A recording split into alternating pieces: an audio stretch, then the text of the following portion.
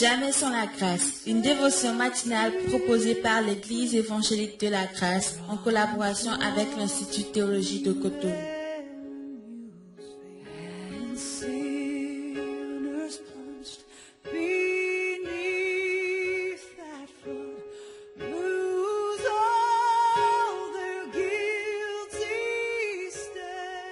Bonjour chers amis, chers internautes, nouvelle journée, nouvelle provision, bienvenue dans la dévotion du jour.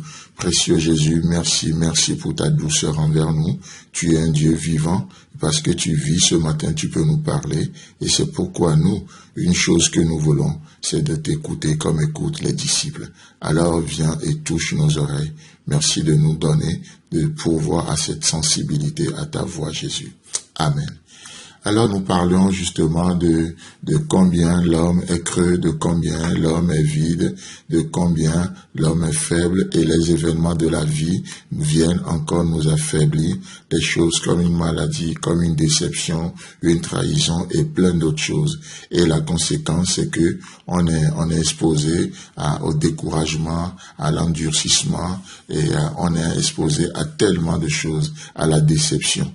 Mais le remède de Dieu pour nous, c'est quoi? C'est d'utiliser les uns pour travailler dans la vie des autres et d'utiliser les autres pour travailler dans la vie des uns. Alors qu'est-ce qu'il fait? Il se sert pas de nous pour briser, pour creuser, pour détruire l'autre. Non. Dans Hébreux, comme on le disait hier, Hébreux chapitre 3, le verset 13. Mais exhortez-vous les uns les autres, chaque jour, aussi longtemps qu'on peut dire aujourd'hui. Et vous savez quoi? Hier, c'était hier, mais aujourd'hui, c'est aujourd'hui. Et Dieu veut continuer ce travail aujourd'hui. Peut-être qu'il a fait hier, mais c'est déjà passé. Aujourd'hui, c'est un jour nouveau.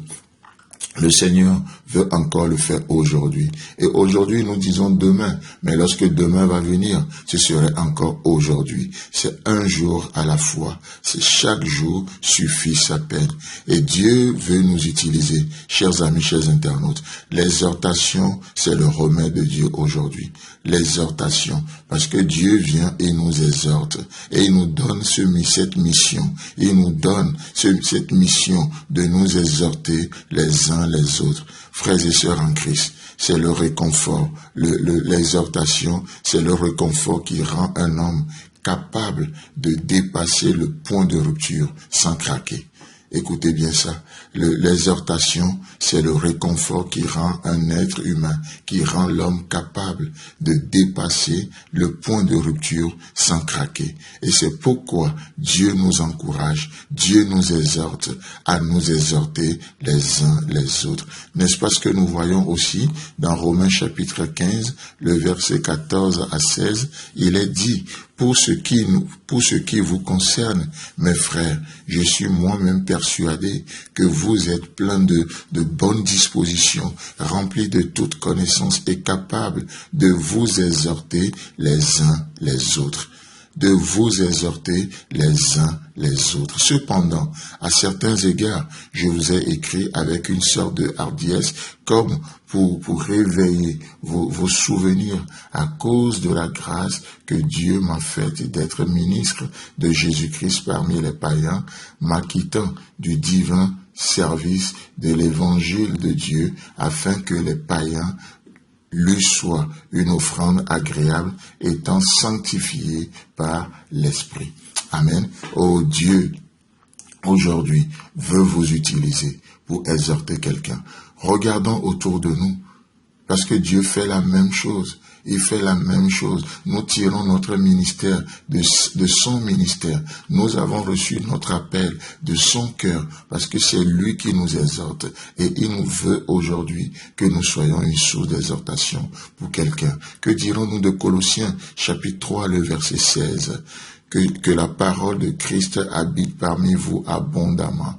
Instruisez-vous et exhortez-vous les uns les autres en toute sagesse, par des psaumes, par des hymnes et par des cantiques spirituels, chantant à l'Éternel dans votre cœur sous l'inspiration de la grâce. Exhortez-vous les uns les autres. Un dernier passage, 1 Thessaloniciens chapitre 5, le verset 11. 1 Thessaloniciens 5, le verset 11. C'est pourquoi exhortez-vous réciproquement et édifiez-vous les uns les autres comme en réalité vous le faites. Chers amis, chers internautes, aujourd'hui, telle est la mission de Dieu envers vous et telle est la mission que Dieu vous confie. Que le Seigneur vous bénisse, qu'il vous fasse du bien et Dieu voulant, on se retrouve demain. Si vous avez aimé cette dévotion, parlez-en à vos amis. Parlez-leur du message de la grâce et de ce qu'il fait en vous. Pour un sujet de prière, une question ou plus d'informations, contactez-nous. Téléphone 64 88 35 87 ou 96 42 69 05 ou par WhatsApp au 94 75 80 20.